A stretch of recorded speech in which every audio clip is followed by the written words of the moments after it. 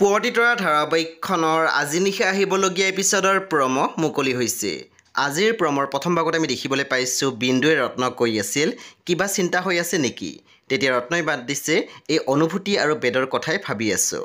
দুয়োটাই আঁতৰি থাকি জেদত কি সুখ বিচাৰিছে মই সেইটোৱে ধৰিব পৰা নাই। তাৰপিছত আমি প্ৰমত দেখিবলৈ পাইছোঁ অহিৰণৰ মাকে কৈ আছিল তই তোৰ ঘৰখনৰ কথা চিন্তা কৰ, তই কি সদায় এনেকৈ থাকিবি। পিহু লাহে লাহে ডাঙৰ হৈ আহিছে, তাই যদি এতিয়া হাজাৰটা প্ৰশ্ন কৰে তই কি উত্তৰ দিবি। তাৰপিছত আমি প্ৰমত দেখিবলৈ পাইছোঁ জোনে অহিৰণক কৈ আছিল মই আপোনাৰ মা আৰু বাৰ ভৰিত ধৰি ক্ষমা খুজিম, যি কৰিবলৈ কয় মই তাকেই কৰিম, মাত্ৰ আপোনাক ঘৰত থাকিবলৈ দিলেই হ'ল। সেই বন্ধু বান্ধৱীসকল আজি নিশা 9 বজাত ৰং টিভিত আহিবলগীয়া পুৱতিতৰা ধাৰাবাহিকখন খুবেই বেছি ইণ্টাৰেষ্টিং হ'বলৈ গৈ আছে। সেই আপোনালোকে চাবলৈ একেবাৰে নাপাহৰিব। পৰৱৰ্তী আপডেটৰ বাবে আপোনালোকে মোৰ চেনেলটো ছাবস্ক্ৰাইব কৰি কাষত থকা বেল আইকন টিপি দিবলৈ একেবাৰে নাপাহৰিব। আৰু প্লিজ আপোনালোকে মোৰ ভিডিঅ' এটা লাইক কৰি দিব।